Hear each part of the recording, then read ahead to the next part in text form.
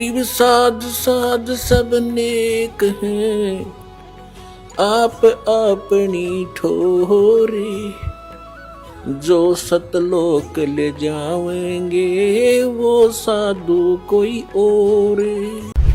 परमपिता परमात्मा बंदी छोड़ सारी सृष्टि के रचनहार कुल मालिक कबीर देव, कबीर परमेश्वर, कबीर साहब, हम काल जाल में फंसी हुई अपनी आत्माओं को अपने निज घर की खबर, जानकारी, उस सतलोक का ज्ञान स्वयं ही बताने के लिए आते हैं। हमने अपने पैर पर स्वयं ही कवाड़ा मारा था, अपने पैर को आप ही काटा था, अपने परमपिता से हम दूर हुए थे। इस काल की इस नाटकबाजी को, ड्रामाबाजी को जो ये तप कर रहा था वहाँ पर सतलोक में, उसको देख कर के हम इस पर आसक्त हुए थे।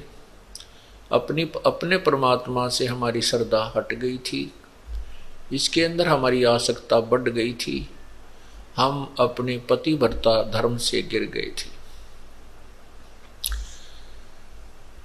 और जब पतिव्रता धर्म से गिर जाते हैं आत्मा, उसका कहीं ठिकाना नहीं होता। हम अपने परमपिता से आस्था हटा करके इस काल भगवान ज्योति निरंजन ब्रह्म के ऊपर आसक्त हुए और उस जरा सी भूल की आज हम कितनी यातनाएं सह रहे हैं, कितना कष्ट उठा रहे हैं।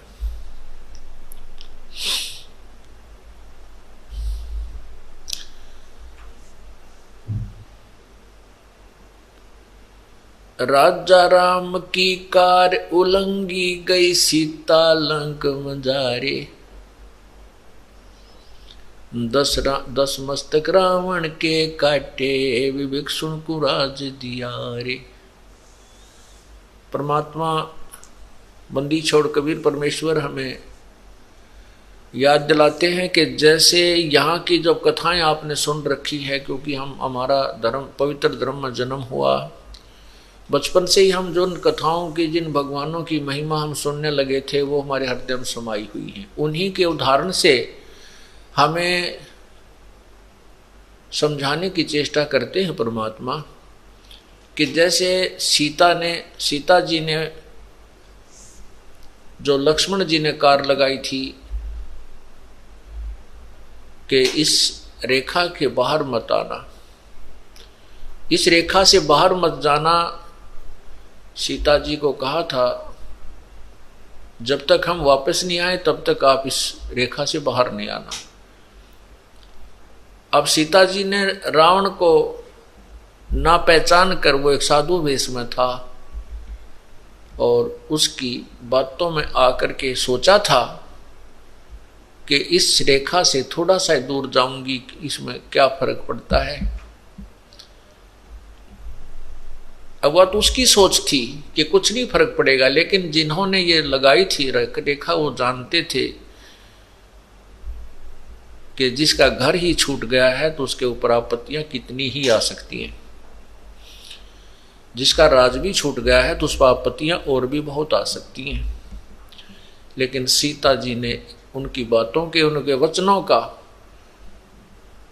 उल्लंघन किया, परवाह नहीं की, और उसके प्रतिफल में कितना कष्ट उठाया।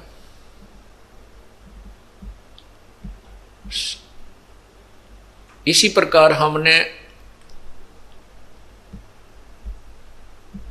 अपनी नालायकी से इस काल को अपना हाथ पकड़ा दिया, ये हमें घसीट कर यहाँ ले आया इस गंदे लोक में। यहाँ अपने को कितनी पीड़ा दी जा रही है, हम आदी हो गए इन दुखों को सहन करने के। फिर हम एक दूसरे को देखते हैं, ये भी दुखी है, ये भी दुखी है, ये भी सुख, इतना ही दुख है।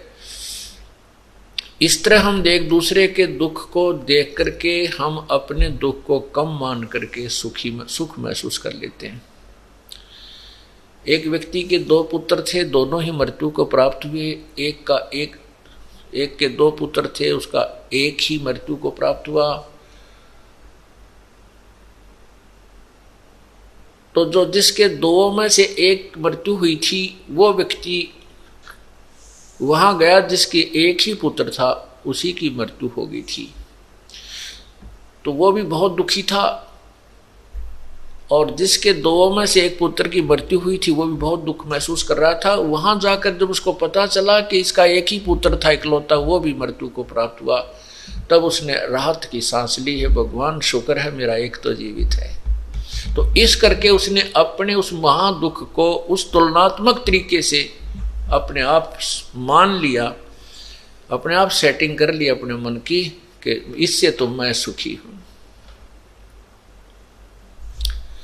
हम इस प्रकार यहां इस घोर कष्ट को सहन करते हुए भी अपने इन दुखों को यही मान लेते हैं कि इससे तो मैं सुखी हूं, और उस जो दूसरा जीवित है उसका क्या भरोसा है, ये कितने दिन रहेगा, यहां बुद्धि कभी नहीं जाती। और फिर हम गलतियों पर गलती करने लग जाते हैं, परमात्मा को नहीं पहचानते। ये सारी कथाएं सुना करके आपको परमात्मा की तरफ डाइवर्ट किया जाता है, आपके मन की दिशा परमात्मा की तरफ लगाई जाती है, जो कि हमने जो दूसरी दिशा में लगा रखी है।